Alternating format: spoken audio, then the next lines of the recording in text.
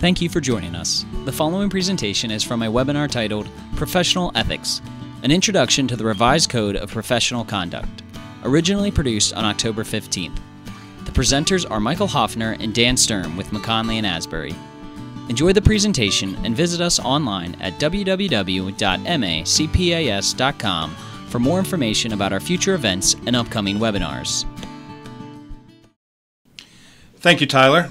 By way of introduction, this is Mike Hoffner. I'm a partner with McKonly Asbury. I've been with the firm for about 9.5 years, and prior to that with a national firm for about 8 years. At the firm, I oversee our assurance and advisory practice, and I also have the distinct pleasure of chairing our independence committee, which ties very well into the topic we're going to be talking about today. And I'm Dan Sturm. I'm a principal with McKonly Asbury. I've been here about 8 years. And I started my career several years ago with Mike, also at an international accounting firm, and joined McKonly Asbury about 8 years ago. So Dan and I will be spending the next 50 minutes to an hour talking through, as Tyler had said, professional ethics, and in particular the newly revised Code of Professional Conduct. We are on a very specific time frame, not because of the 1 hour requirement, but because if Dan doesn't have time to pregame for the Orioles-Royals game, we may have some issues here in the booth. So we're going to jump right into it. As you can see on your screen, we're going to cover three broad topics today. First is the standard setting process, specifically as it relates to professional ethics. So I think it's one of the areas in our profession that is not really transparent. Well, they try and make it transparent. Not everybody understands where the rules come from, what the rules say, and how those rules are determined. So we are going to spend a few minutes on that, and then the bulk of our time will be spent really on the new Code of Professional Conduct, how it's changed, why it changed, how to navigate it, and really some of the things they did to allow those in the profession, both in public and private practice, to really understand how to get to the answers they're seeking as situations confront them. And then finally, we're going to spend a little bit of time on the enforcement process for those who may not quite follow the ethics standards and the ethics rules. We'll spend a bit of time talking through how those enforcement actions are handled and what punishments may or may not be part of the outcome. So before we dive in, though, I did want to just open up a first polling question for those of you who are listening. And you should see on your screen now a simple question just to gauge the interest and the understanding level of our audience. How much do you currently know about the new Conceptual Framework? And that is the new Code of Conducts. First is, I have no idea what you're talking about. Those are the ones I fully expect will pay the most attention to Dan over the next hour. Second, some. And third would be an expert. And if that's you, please dial in and you can take over from here. We'll give just another minute to answer, another second.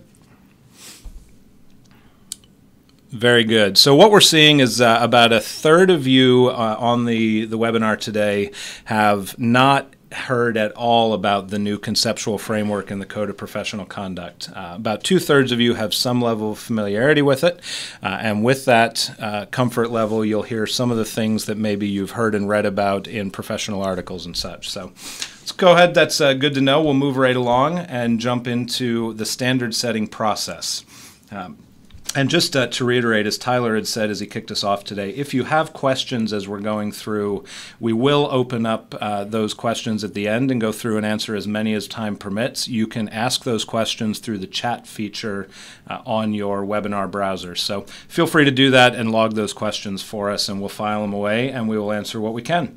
So as I had said when we kicked things off, the standard setting process for specific to ethics is something that I think most folks don't really have a lot of visibility into. It is something that happens very much behind the scenes, and I think the reason for that largely is that we don't pay a lot of attention to the ethics rules and standards until we decide that we have something we need to look up. We're faced with a situation, we read about something and want to understand how it could have happened or what should have been in place to prevent it from happening.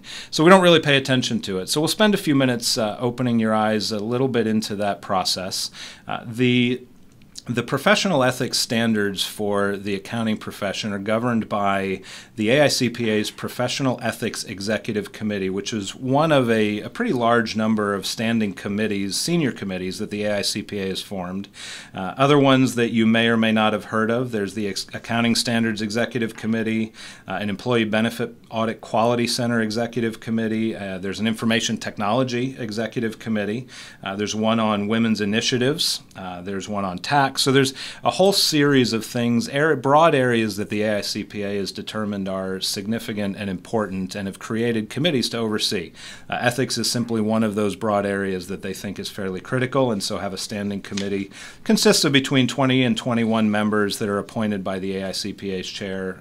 Mix of folks from industry, from the legal profession, from academia, from industry. So it's a rotating board, and they're the folks that try and tell us what's right and what's wrong, or at least put rules around what's right and what's wrong. Those are the folks that are charged with promulgating new interpretations and rulings, and we all kind of know what that means, but your definition of the day, to promulgate, is to promote or make widely known, and to put into effect by official proclamation, as in issuing a law. So those are the folks that are our rulemaking bodies relative to ethics. The Professional Ethics Committee meets quarterly. Those are open to the general public. You are more than welcome to jump on a plane, Dan, and head out to Durham, North Carolina, November 12th and 13th if you want to attend. I don't know if you're feeling up to that. I've already got my ticket. Excellent, excellent. So the agendas are posted online as well. So quarterly meetings, you can take a look at what they're talking about. Really their focus area is around both emerging issues that are on their radar that maybe the board has brought up, or things that they're trying to keep track of, and questions that are brought to their attention through member inquiry. You can look back in time over the last 3 years and understand what they've looked at, what they've talked about. Their most recent meeting in August out in Denver covered things like what is the definition of a client? What happens when two firms merge and there might be an independence issue that comes out of that? How do you handle it? A question came up on, if you're doing work pro bono, does that cross the line and get considered as a gift? So those are the kinds of things they're wrestling with right now. So they meet quarterly, they maintain that agenda out there. When they come to a general tentative conclusion, the committee will issue an exposure draft that will be posted on their website, which you can access through the AICPA's website under special interest areas. And those exposure drafts have at least a 60-day open comment period, and depending on what's coming back to them, that open comment period will ultimately result in some tweaks to what they put out and new standards being issued. So not very different from the standard setting process as it relates to accounting standards. So it's a familiar process. It's just the way the AICPA governs things, and there is an opportunity to see what they're doing. So I encourage you to get out there if you have a curiosity and checking out what's going on in their agenda right now. So that's a little bit of a picture into how that 21 person committee does things and how the rules come about. Let's talk for just a minute about the history and where we started and how we got here. You can go back pretty far in time to identify where we accountants first started talking about ethics. I guess somebody decided that maybe accountants had some unethical bones in their body, so we had to start putting it on paper. We had to start focusing specifically on ethics interpretations and such. So you go way back to the early 1900s, and there were some early framework around ethical guidance for the accounting profession. In the 1970s, a code was adopted that was pretty much what we've been dealing with right up until this new code that we're going to talk about today was issued. And that was the existing code of ethics, had interpretations over the years, but really it was a very straightforward, rules-based, had a lot of topical detail, but not well organized, evolved over time like many standards do into something that was just difficult to comprehend and to follow, and frankly to find anything that was helpful and necessary in a quick manner. So AICPA sat back in the last few years and recognized that they really needed to do a full overhaul, and in that full overhaul they needed a more intuitive structure. They needed something that was faster to search. And not only that, they started to realize that there were a lot of folks out there in industry that the current code didn't speak to. The current code was very well organized and spoke to folks in public practice and public accounting. But it kind of left those in industry in the dark. So AICPA sat back and started on this project of creating a new code that really, I think, as we'll talk about in a few minutes, is much better structure and a much better process to follow. 2012, they did some pilot testing over the tentative restructured code, and through that pilot testing, and I don't know, I was not part of the pilot testing. I guess they didn't question me enough to, or trust me enough to give input on that. I don't know about you, Dan, but pilot testing performed, and what they came out with was really very similar to what we're seeing today, and came out in the exposure draft, organized by topic, and has 3 distinct parts that we'll go into a little bit later. One part specific to public practice, a lot of those things that we think about most often when we think about professional ethics for a CPA, because the natural thought process lends one to think about public practice and serving clients and those ethical dilemmas. But then there's a whole separate part that speaks specifically to those on the business side of the house, how they should work through things and what kinds of issues specifically they might face. And then they did throw in an extra section for retired and unemployed members, although it does refer to a lot of the similar things that are in the other sections. So we'll get into that stuff a little bit later. I think just as an area of emphasis, Mike, I think it's just important to note that this ethics code, this is for all CPAs, as you focused on, it's not just for CPAs in public practice, but anybody that's designated a CPA, we're held to a higher standard, which is the reason for all these revisions and the reasons they're breaking it out separately to help those out in industry identify things that are relevant to them. So I just want to emphasize that anyone that is a CPA is going to be held to this standard. Yeah, thanks, Dan. It's good clarification. So, and I think you'll find as we talk through, and Dan in particular talks through some of the structure, you'll find that a lot of the things that we wondered about in the old code where it didn't specifically address it, you'll find that this really helps those folks that may be really craving something that speaks to a situation they're seeing, but there's no specific parallel. This will help those folks walk through a thought process to get to the right answer consistently and hopefully the same answer that somebody else would come to in the same situation. So the proposed framework, the revised code will have 2 interpretations for this. It's called a conceptual framework model that they're using for the revised code. And Dan will talk about how that conceptual framework works. But it's really, as we talked about, one for those in public practice, another for those in business, and really specific to independence as well. So those who are in a test practice, do audit work, compilation and review work, anything in an agreed upon procedures. If you're in an attest service, there really are some very, very specific situations and things to consider. So there will be a separate framework and a specific framework to independence that'll have some of those more granular things in it. But as I said, they're really designed to allow us to get to the right answer and the same answer consistently if there is no real specific guidance out there. So we'll talk in a minute about what that looks like. The code came out in a exposure draft in 2014, in January of 2014. That exposure draft had some commentary, some comment letters, and has been finalized. It is effective December 15th, 2014.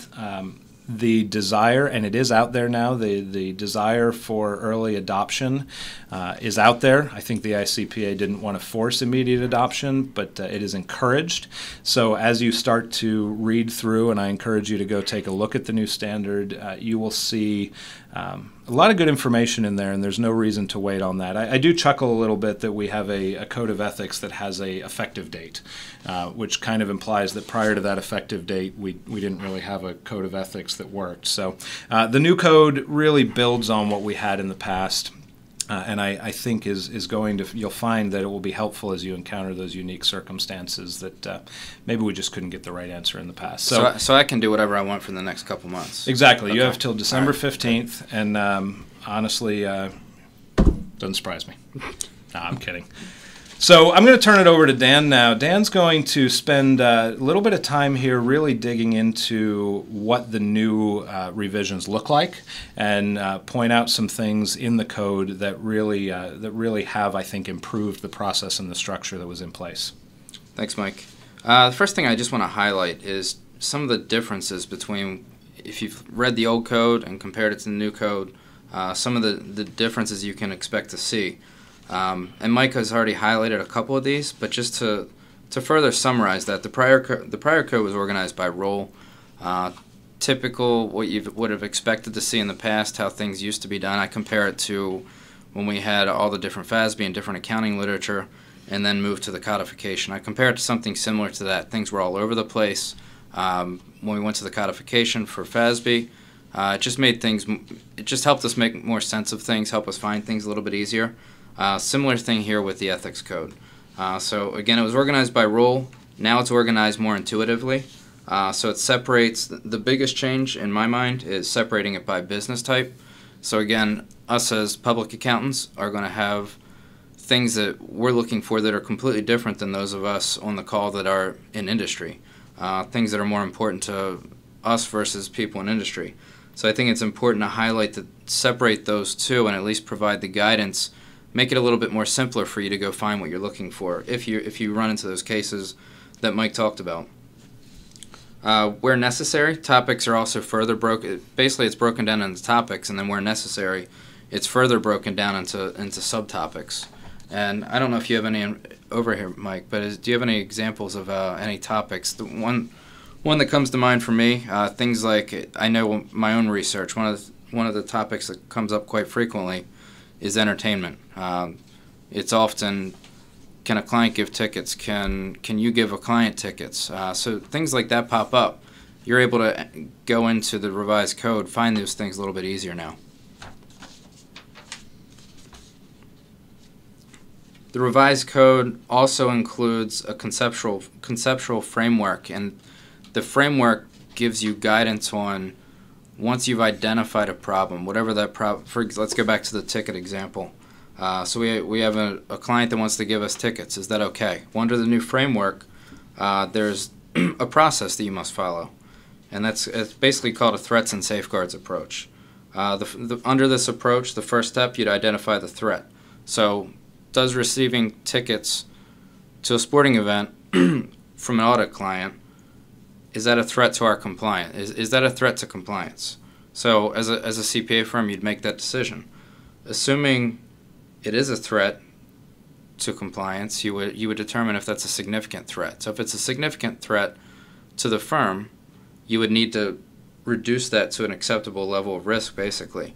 And so as a firm, you'd also then have to apply safeguards within the firm. So basically changing your policies and procedures, or making sure your current policies and procedures reduce that risk to an appropriate level. I would also say, and I would highlight on this slide, that there are some threats that are so significant there's no safeguards you could implement that are going to reduce those to an acceptable level.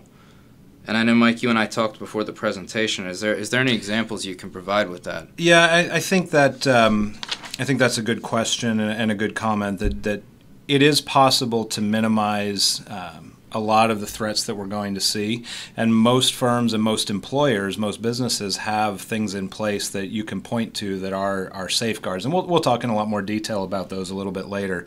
But an example that Dan and I talked about, if you have a very small accounting firm, let's say a 5-person single office firm that has an employee who may have a financial relationship with a client or a prospective client, that in normal circumstances you could take certain steps to minimize that threat. For instance, let's say if you had a large enough firm, you could remove that individual from the engagement. You could have a different office do an engagement. But in that case, I think that's an example where you have to sit back and say, is it possible to do enough to minimize the threat through those safeguards, to say that one employee out of only 5 people is sufficiently removed that I don't still have an appearance that I have an independence conflict. And there may be a conclusion that you can get there, but I also think there's a logical outcome where you would say, no, I really can't do enough to remove and put that bright line between the engagement team and that individual because of the size of the firm, the makeup of the firm. And so maybe we've hit that wall, and there's a lot of different examples out there. That's a very simple one. But I would ask you this, Dan, and I think maybe something you and I can chat on is, Is there a definition, and how do you determine when you've hit that point of no return? How do you know? There's no bright line in the code that says if X you're okay, and if X plus 1 you're not okay. So I think we need to give some thought to how a firm or an individual would get comfortable that they've made the right conclusion. I don't know if you've thought through some of that. Yeah, I think it's going to be subjective for all firms. I mean, I think each firm is going to have its own risk tolerance. As we know at McKonly, there's several partners with several different opinions. So I think each partner and each firm is going to have its own risk tolerance. So I think it's going to be, at the end of the day, it's all going to be subjective. So you have a threat that could impair independence, or it could be any other factor, a threat to ethics. So I think it's the risk tolerance for that particular firm, how much they're willing to endure, and what they consider a significant risk. I think the key to the process is that it's discussed, and that when you do have a threat that evolves, that you document the discussion, who you've had it with, and at least make sure there's a process in place to make sure that discussion occurs. Because I would say 9 out of 10 times, or 10 out of 10 times, you're going to come to the correct conclusion to make sure we're not doing things as a CPA that we should not be doing. And as long as you've documented that process and went through the appropriate channels, whether that be at a public accounting firm or within a business, I think you've done what you need to do. Yeah, I agree. I think policies and procedures are really the key, so that you consistently follow a thought process to come to the conclusion one way or the other, and then document. But I think you're right. There is no bright line. There is no guidance that says, here's where you've tripped to a point of no return. So at the end of the day, let's follow a process. Let's talk through it. Let's go through the process. And Dan's going to talk just in a minute about what that process is. But it's really a subjective conclusion that you have to live with. Kind of gets back to that, and we'll talk a little bit later about some of what's written into the code. But it gets back to that the idea of integrity being what you're doing when nobody's looking, and can you sleep at night with the decision you made, whether anyone finds out about it or not. Yeah, I would be curious too if any of the participants on this call, using the chat feature, if you have any examples of things you may have had discussions about in the past, despite having a revised code, just maybe some questions or dilemmas that have come up, because if you have, I'm sure others have on the call too. I'd be curious just to see some of those examples, some real-life examples, things just outside of a textbook. With that being said, on the next slide here, you're going to see things we've already discussed, but essentially this lays it out in a nice little chart for you to keep if you ever do have one of these situations come up, whether you're a public accounting firm or a business that's not a public accounting firm. In step 1, identify the threat, and we talked about that. So whatever triggers you to identify the threat, it's been identified. So if it's not a threat, you're basically done. If you do determine through whatever process you have that it is a threat, then you need to determine if it's significant. So obviously, if you as a group discuss a certain threat, going back to our example of sports tickets, is it a threat, yes or no? If you say no, you're done. If you say yes, it is a threat, then we move on to step 3. So we say it's a threat, we determine it's significant, then we identify a safeguard. So we either have existing policies and procedures in place that address this threat and mitigate this risk, or we don't. So that means at that point, then you probably need to come up with new safeguards that apply to this threat. And if you don't have any existing policies and you can't come up with a good policy that you think would mitigate this threat, then I would say you have your answer right there.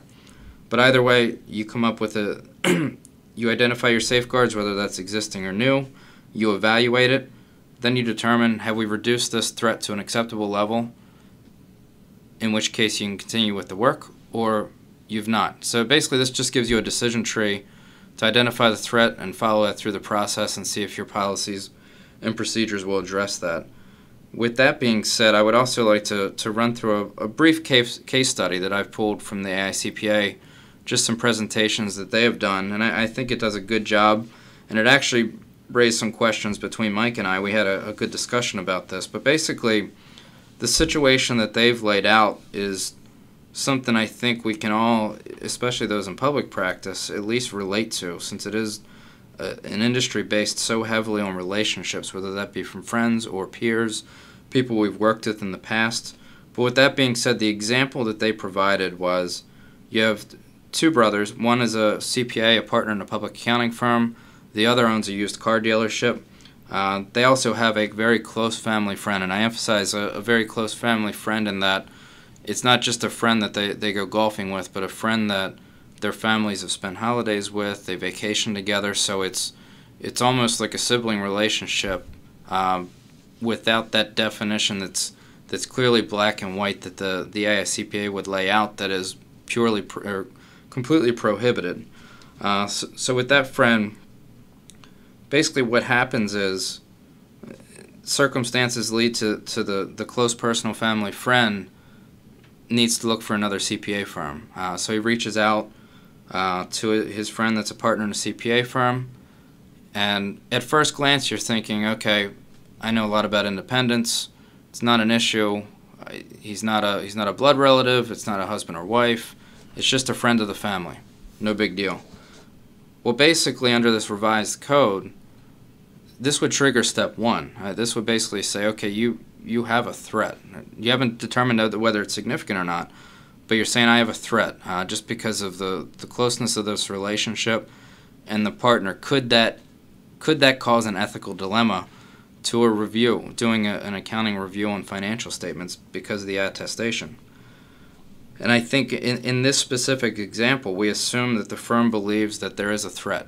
And so we've come to the conclusion that there is a significant threat, and we need to make sure that our policies and our procedures internally address that threat.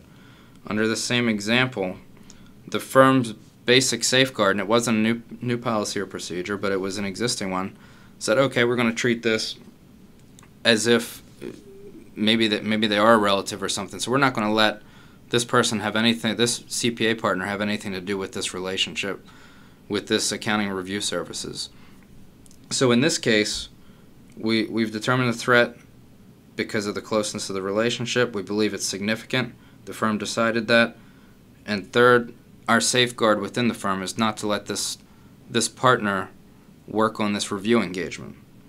And the conversation Mike and I had, and he can jump in here as well, is that's just one safeguard that could possibly be in place. Because as I pointed out, a lot of us in public accounting have a lot of friends.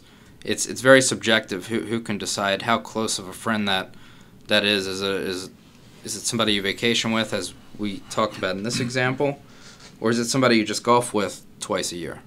But basically this example highlights how gray this can be, and identifying a threat and forcing your firm to go through this process. Yeah, I think there's two important things that I would add there, Dan.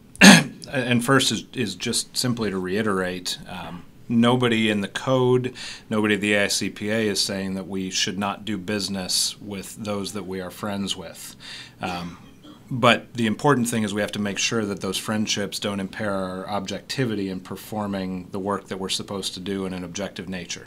So it's absolutely okay as long as we retain our objectivity, and that's where the safeguards come in. We need to make sure those safeguards are in place. In the example Dan gave, the firm decided that the best safeguard was to remove that individual because the relationship was too close. The other thing I would add is there's a lot of discussion, and many of you may remember this from other trainings you've been to, even going back to the good old days of the CPA exam and some of the standards around what we had to learn. The idea of independence not only in fact but also in appearance. And so it's the firm's job in this case, or if you're in business and there's a similar vendor-client or vendor-customer relationship, you have to not just be independent in fact, but somebody who's from the outside, an independent observer, would have to come to the same conclusion. And so in this case, I think the AICPA's example, the firm came back and said an outsider would look at the fact that person A and person B vacation together, their families are close, they do everything together, they're essentially siblings, and somebody from the outside would conclude that they can't be objective, even though we think they could be. An outsider would think that the appearance is that they're not objective. And so that appearance component to it is pretty significant in going through this assessment as well. Yeah, and I think it's good to emphasize, too, that this is just the AICPA's example of a safeguard. I mean, other safeguards from the public accounting standpoint, I know here at McKonly we have several levels of any report going out the door. There's going to be several levels of review. That could be, a firm could determine that to be an appropriate safeguard, making it unnecessary to completely remove that partner from a particular engagement. So again, this is just one example of a safeguard, but I think the key to this example is this is looking beyond just, is there a sibling relationship, a brother-sister, or is there a spouse? This is saying you could potentially have a threat to ethics with just dealing with friends. And I think we all deal with that probably on a daily basis. So it's a matter of, let's consider that, make sure we have the appropriate process in place. And with that, we have our second polling question. And this is basically just to reiterate some of the things we've talked about. When using the conceptual framework, if a threat is significant, you should do one of the following. You can either not perform the engagement at all, discuss with the board of directors, or apply safeguards to reduce the threat to an acceptable level. And with that, I'll give you guys a few seconds to respond to that.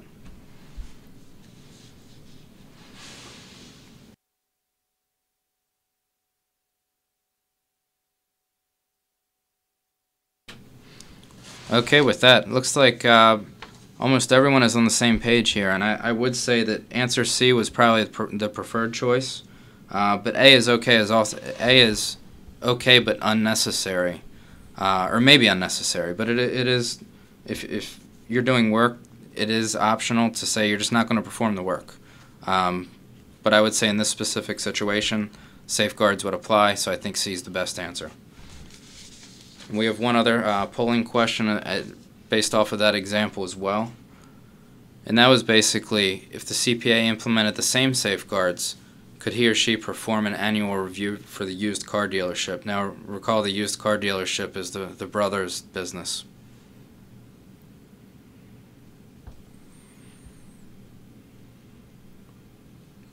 Looks like a little bit more disagreement here. Yeah, it looks like we're about almost 50-50 with that example. And I would say 50-50 is probably almost a correct answer. Technically, it's B, as in no. However, there is an out that if there was two offices with the CPA firm and that particular brother had nothing to do with that engagement, that other office could perform the work. So under that scenario, you could still technically do the work. However, if we're assuming a single office, then the answer is correct as in no. So that was the misleading question to allow us to point out a nuance. Yes. Perfect. Exactly.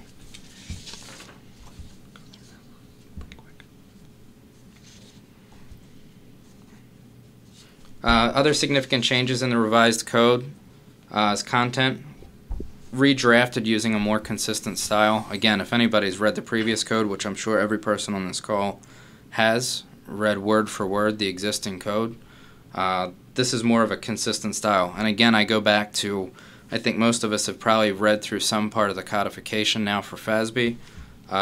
It's much more consistent throughout the format. So trying to achieve the same thing here. Again, the format is electronic. The key here, search capability. Again, I mentioned entertainment. You type that in, you get lots of results similar to typing something into Google. Excellent, excellent. Thanks, Dan. We're going to jump into a specific look at some of the components in the code. So we talked about there being a section 1 and 2 for those in public practice and private. Before that, you'll see a significant amount of discussion in the new code. It's called the Preface, which is for everybody, and it really gets into some of the overall concepts and theories. And I wanted to take a minute here on our webinar to talk through some of the things that really are very, very high level, very, I think, altruistic and wonderful concepts, but they drive everything else we're going to get into. So On the next two slides, we have just a snapshot of what's in there for each of the principles that the code is based on. And I want to take a minute and just give a little bit of color on each of those principles. Again, some of them will sound familiar if you remember back to the old days, if you will, in Accounting 101 when you're talking about some of those ethical foundations. Yes, I did take it. I passed it too. So some of it will sound a little familiar, but so the responsibilities principle is laid out really as the idea of exercising sensitive professional and moral judgments. We don't talk about whose baseline morality we should use. It's the generally accepted common definition of what's the right thing to do.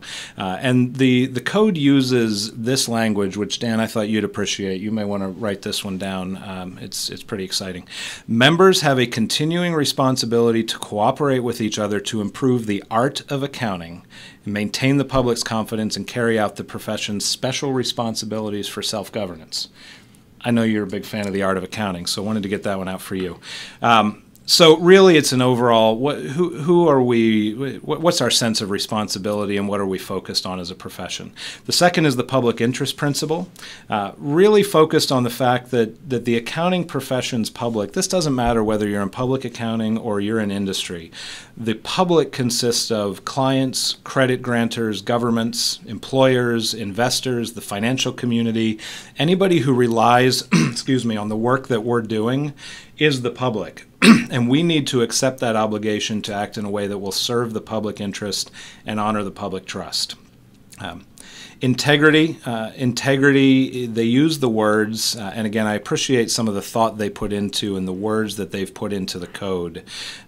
Integrity requires us to be honest and candid within the constraints of client confidentiality. I thought honest and candid were just really, really good way to put something that's sometimes hard to put into words.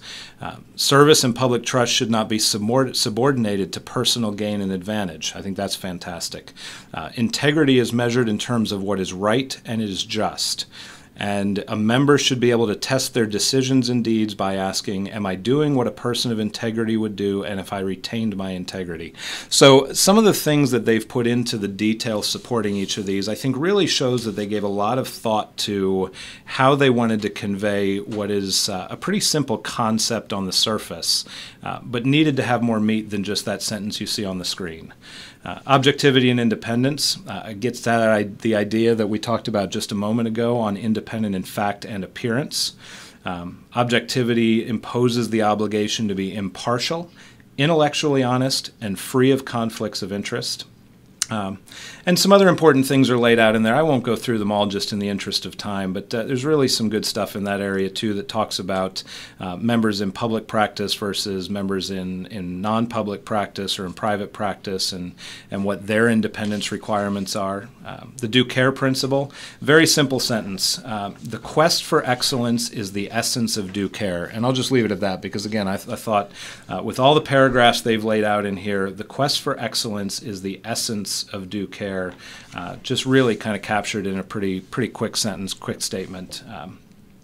And then the scope and nature of services principle, if you take a look at how that's worded on your screen, a member in public practice should observe the principles of the code in determining the scope and nature. So what that really says is the five things we just talked about on the last slide and the due care principle, those principles need to be considered, and we need to really work through those in wrestling with what kind of work we should be doing.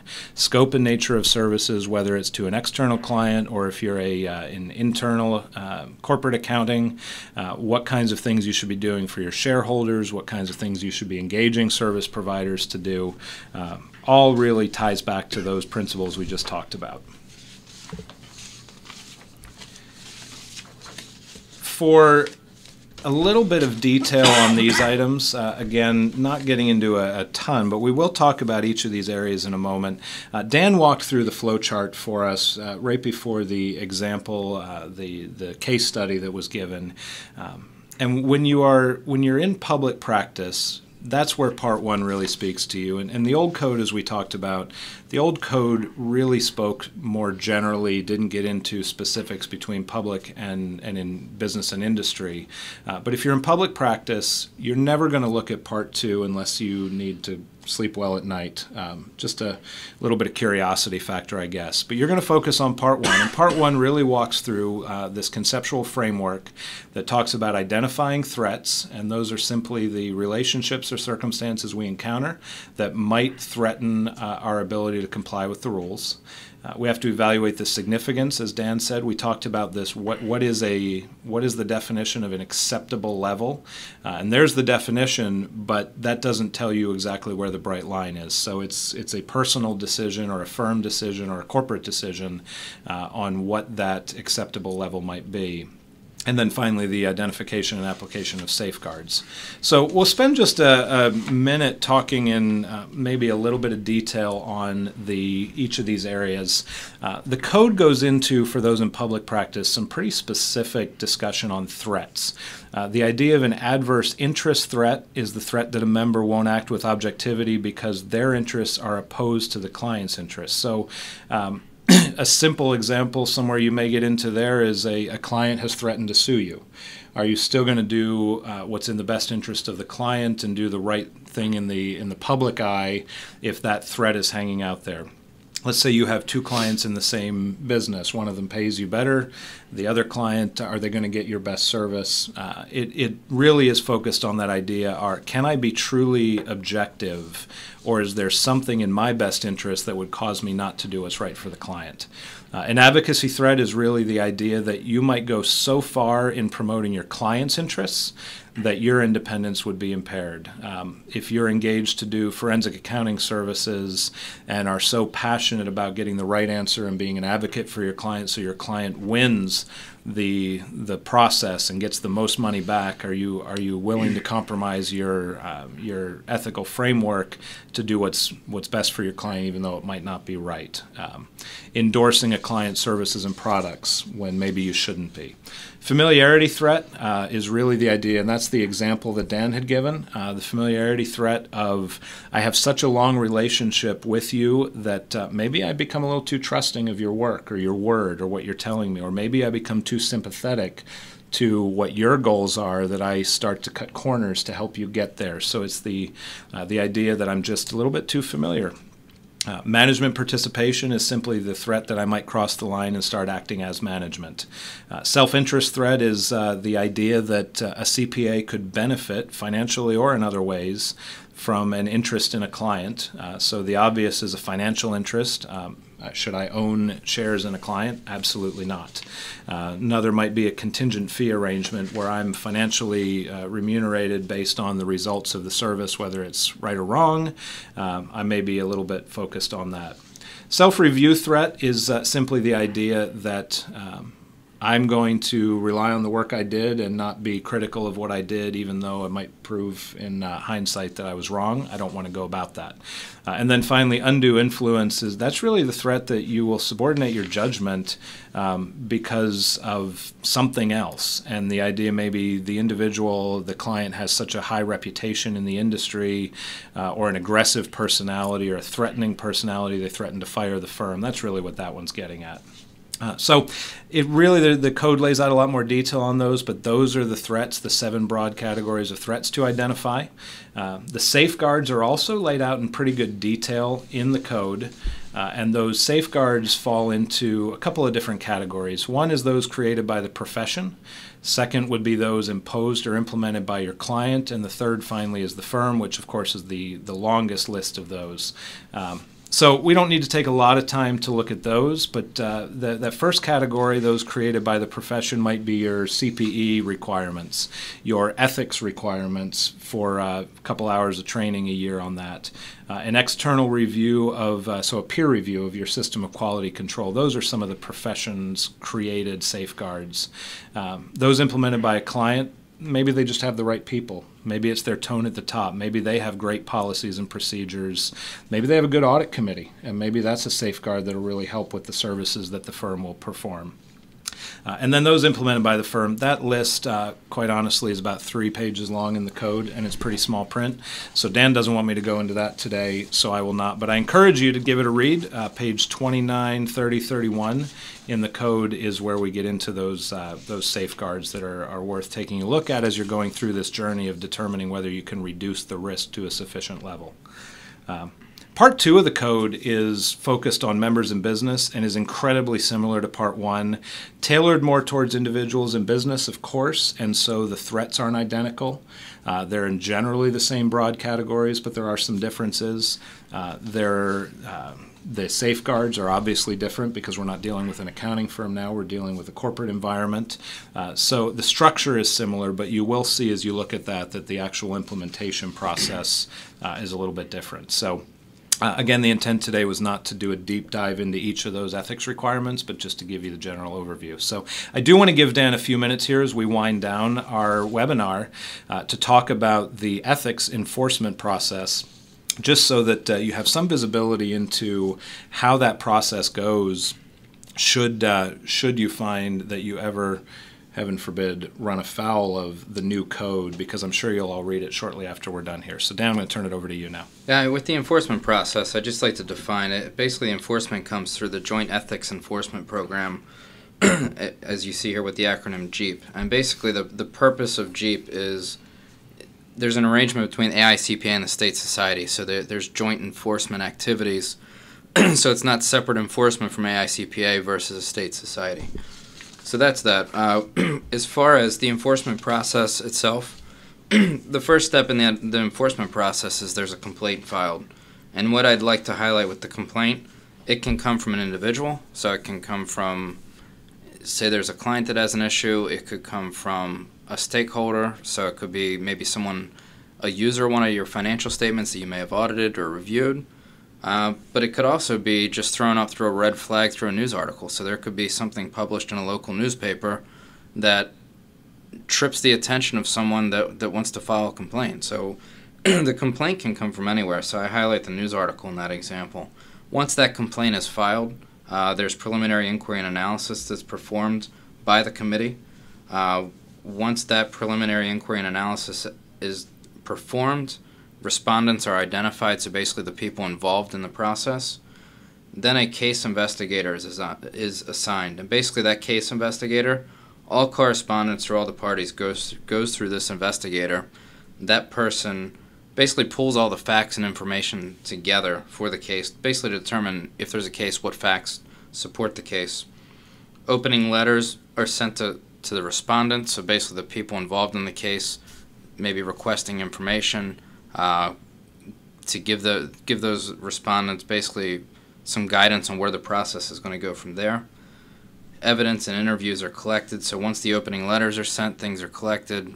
Whatever evidence exists, whether that's a documentation trail, whether that's just discussions with the investigator and the people involved.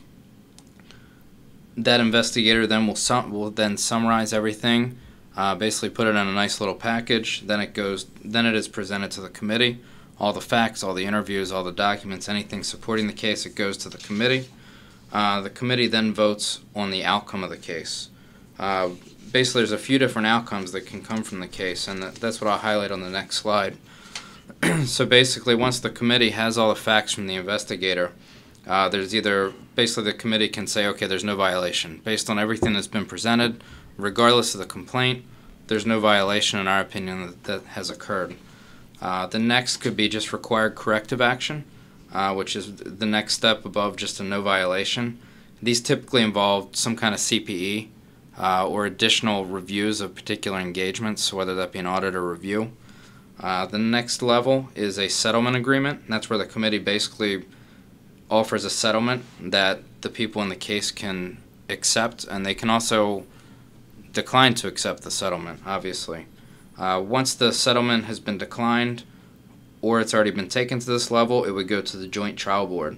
And so basically that joint trial board is almost like a jury. So they're going to take all this information, they're going to come up with a verdict, and basically that's the last step in the process. So that there can be publishing the CPA's information publicly. There could be fines, there could be penalties. But basically that ultimately goes to the jury for that decision to be made, and depending on the severity of the case, that decision will be made. That's basically the enforcement process. I don't know if you have anything to add to that, Mike. No, I've never experienced it. So Good. Glad to hear that. No, I'll just look forward to answering any questions that are popping up here, and I'll turn it over to Tyler. Thank you again for joining us for today's webinar, Professional Ethics, an Introduction to the Revised Code of Professional Conduct, brought to you by McKonly Asbury. We will be sticking around to answer some of the questions that have come in, so please continue to submit them, and we will be happy to answer them over the next few minutes. As a reminder, you will be receiving CPE credit for attending this 1-hour webinar. CPE certifications will be sent out via email within the next 15 days. Also, you will be receiving a follow-up email to this webinar with a link to a short survey about the webinar, and we would appreciate your feedback. We will also be posting a copy of today's presentation on our website at www.macpas.com/news. Look for that post to be up in the next few days. Join us for our next webinar on November 18th titled Not Your Grandfather's Corporate Trustee, Modern Trust Laws and the Resurgence of the Corporate Trust. This webinar will be hosted by David Warren from the Bridgeford Trust Company. Now, let's go back to Michael and Dan to answer the questions that have been submitted. Thanks, Tyler. We do have a couple questions that have come in.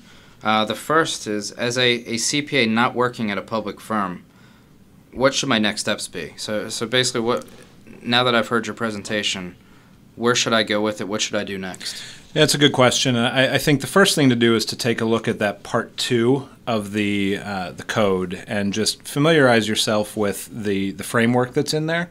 But to me, the most important thing in a corporate environment in the short term is to evaluate the policies and procedures that are in place for dealing with some of the things that you'll see in the code. So vendor relationships, financial reporting. There's a whole section in there on known inaccuracies in financial reporting and making sure that we deal with that.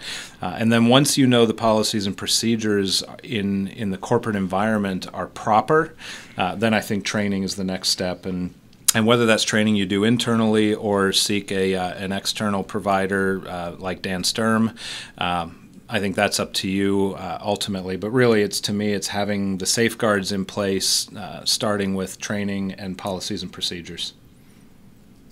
Good. Thanks, Mike. One in front of me is a very simple one, and since it's simple, Dan, I'll throw it over to you, and we'll see if any others come in here in the last seconds. Does this presentation definitely count for ethics CPE because it's a reporting year?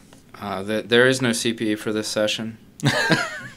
We Nice. wanted to make sure everyone dialed in for the right reasons. No, there is CPE. Yes, so everyone that needs CPE will receive their CPE. And it is a ethics, definitely ethics qualified. So you're one step closer to your minimum Pennsylvania requirements for those of you folks here. Okay. With that, those are the only ones we see coming in, so thank you again for your time and attention. We appreciate the time spent going through what often can be a somewhat dry subject. Hope you have a wonderful day, and if there are any questions that are follow-ups to this, you can absolutely feel free to reach out to Dan or myself or through the general information mailbox at McKonly and Asbury, and we look forward to your participation in the next webinar that's upcoming next month. Thank you once again for joining us for the presentation produced by McKonly and Asbury, Certified Public Accountants. We hope you join us and participate in our upcoming events. You can stay up to date with news and learn about our future events by visiting us at www.macpas.com. Thanks again and have a great day.